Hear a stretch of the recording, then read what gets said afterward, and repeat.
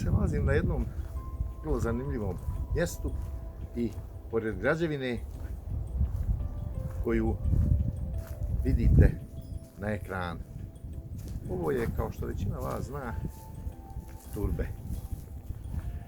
Za one koji ne znaju, turbe je u muslimanskoj tradiciji jedna vrsta mauzoleja, odnosno to je građevina unutar koje se nalazi mezar, kabur neke znamenite osobe.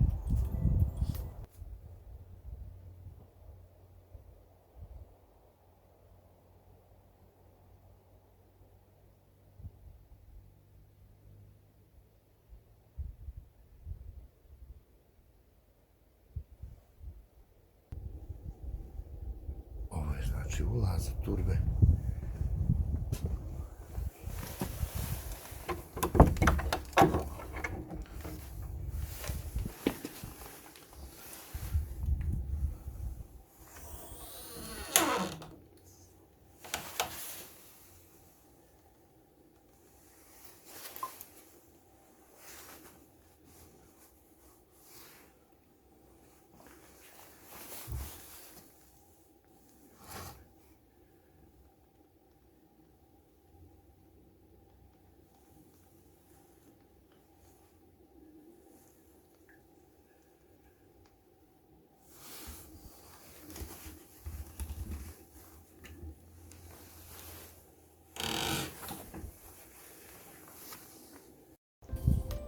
Ovo što gledate je Abukino turbe.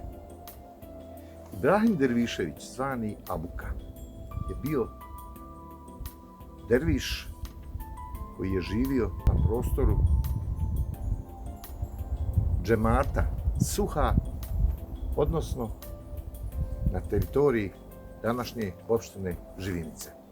Puno je zanimljivih priča vezanih za tog čovjeka, a prema narodnoj predaji on je bio takozvani dobri.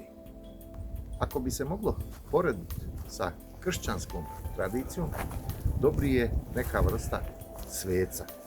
Dakle, pored toga što je bio derviš, bio je dobri, odnosno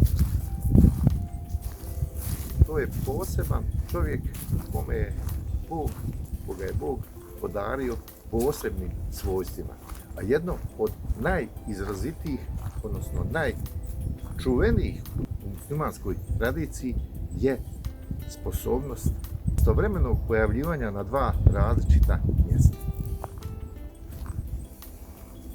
Tako je jedne prilike prisustvovao vršidbi i jednog momenta počeo je nekontrolisano da vitla vilama i narod se pitao kako ga je tad to ludilo spopalo.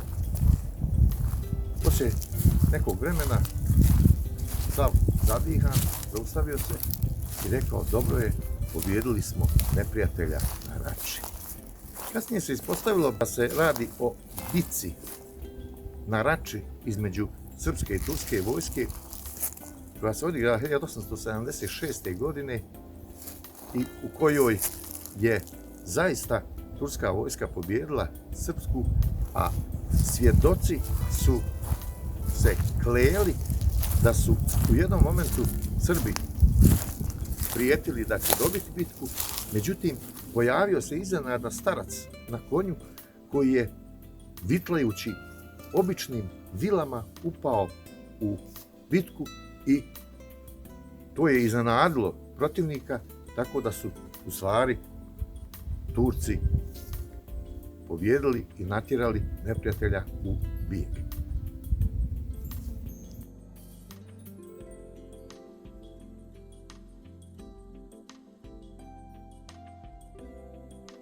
Ovo je samo jedna od mnogih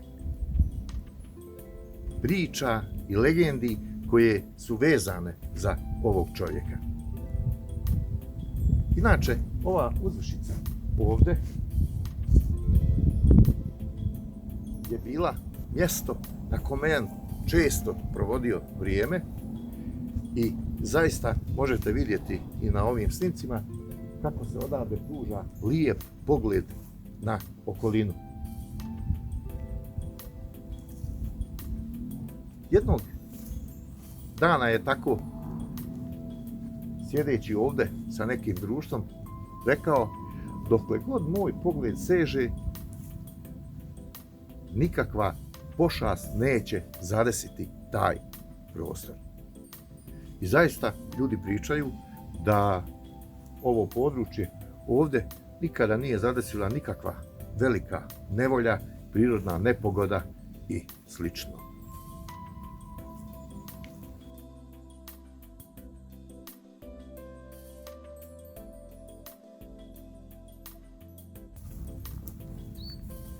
Inače, još jedna zanimljivost je vezana za ovu znamenitu ličnost, a koja se priča u narodu, a ta je da je umro zbog toga što njegova supruga nije umjela da ćuti.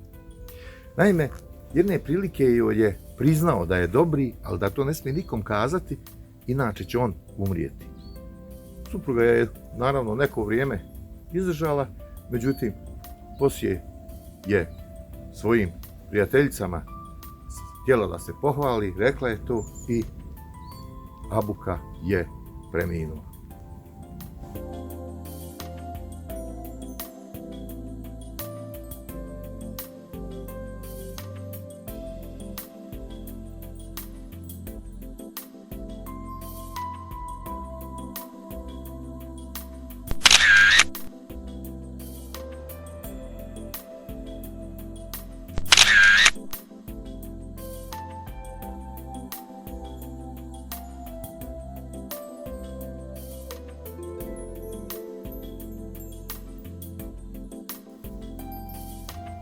Na kraju moje posjete Abukinom turbetu mogu samo konstatovati sljedeće. Zaista je lijepa i zanimljiva naša bošnjačka tradicija, nevezano samo za turski period, nego i za period prije toga, dakle za period naših bosanskih kraljeva. Između ostalog, to jeste razlog zbog čega se ja bavim ovim svojim hobijem i to činim sa izuzetno velikim zadovoljstvom. Nadam se da vam se dopao ovaj video. Ako jeste, lajkujte, neka vam ne bude mrsko i do sljedećeg videa ugodan dan i prijatno.